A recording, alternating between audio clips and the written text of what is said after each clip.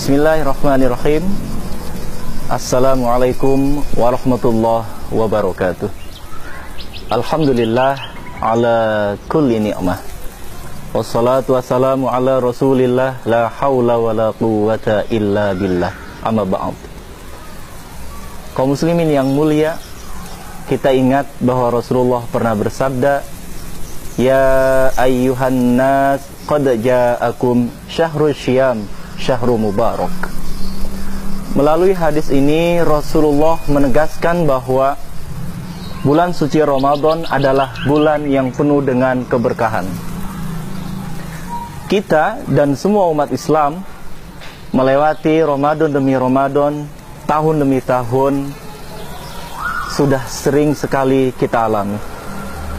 Lalu apa arti keberkahan bagi kaum muslimin? Terkadang umat Islam mengukur berkah itu hanya dari konteks individu.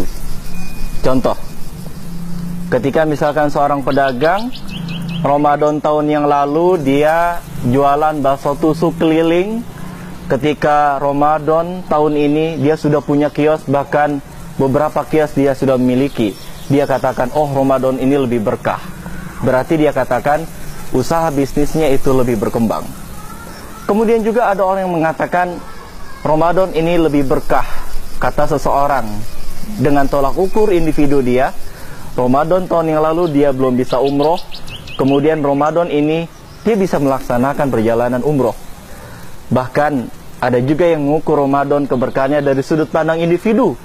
Tahun kemarin, Ramadan kemarin dia masih jomblo, walaupun jomblo fisabilillah atau apapun itu istilahnya. Kemudian Ramadan saat ini dia sudah menikah. Dari contoh-contoh tadi, tidak bisa dipungkiri bahwa orang mengukur keberkahan Ramadan itu terkadang tidak bisa lepas dari sudut pandang individu.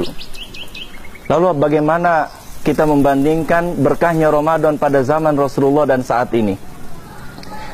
Satu fakta yang nggak bisa kita bantah, bahwa Ramadan demi Ramadan pada zaman Rasulullah dan para sahabat, keberkahannya itu bukan hanya dari konteks individu. Kalau dalam konteks individu dari segi ketakwaan, tidak usah dibahas lagi.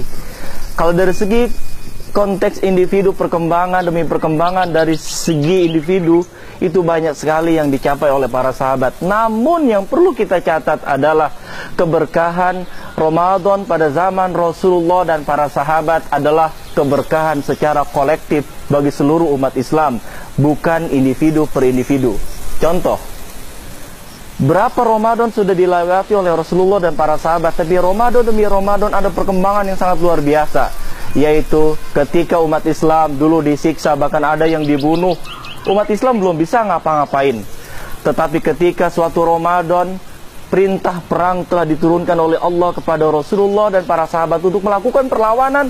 Ingat, perlu dicatat, bulan suci Ramadan terjadinya perang Badar. Walhasil ada sebuah perkembangan, ada sebuah kemajuan. Umat Islam yang tertindas, umat Islam yang terzolimi, mengangkat pedang fisabilillah, yaitu menghantam, menghajar semua orang-orang musyrik, orang-orang kafir. Dan walhasil Ramadan penuh berkah. Pada momentum Ramadan, umat Islam dimenangkan atas musuh-musuhnya. Yang kedua, penaklukan Mekah pun terjadi pada bulan suci Ramadan. Ini bukan ukurannya individu per individu, tapi kolektif secara umat Islam secara keseluruhan. Penaklukan Mekah terjadi pada bulan suci Ramadan. Baitullah yang dulunya penuh dengan berhala-berhala yang diletakkan oleh orang-orang kafir Quraisy, kemudian bisa ditaklukkan. Itu terjadi pada bulan suci Ramadan. Perlu kita catat, bercermin pada kondisi saat ini. Setelah khilafah tidak ada lagi, setelah syariat Islam dicampakkan. Jujur bicara, saya tanya kepada Anda sekalian, bagaimana nasib Palestina? Ada perubahan? Ramadan demi Ramadan sudah berlalu, Palestina belum ada perubahan. Rohingya mungkin tidak ada di televisi, sudah tidak dimuat di televisi, tapi jangan lupa persoalan itu belum selesai. Ramadan demi Ramadan itu belum terselesaikan. Lalu ukuran berkahnya mana? Kemudian Suriah bergejolak, anak-anak kaum muslimin banyak dibantai. Kemudian juga baru-baru ini di Afghanistan, banyak umat Islam juga yang dibunuh. Artinya apa?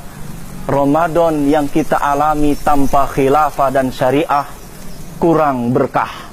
ukurannya bukan individu, tetapi secara jamaatul kaum muslimin, secara umat Islam, umat Nabi Muhammad, Ramadan demi Ramadan tanpa khilafah, tanpa syariah, belum memenuhi keseluruhan keberkahan. Oleh karena itu, semoga Allah limpahkan keberkahan kepada kita dengan tegaknya syariat dan khilafah.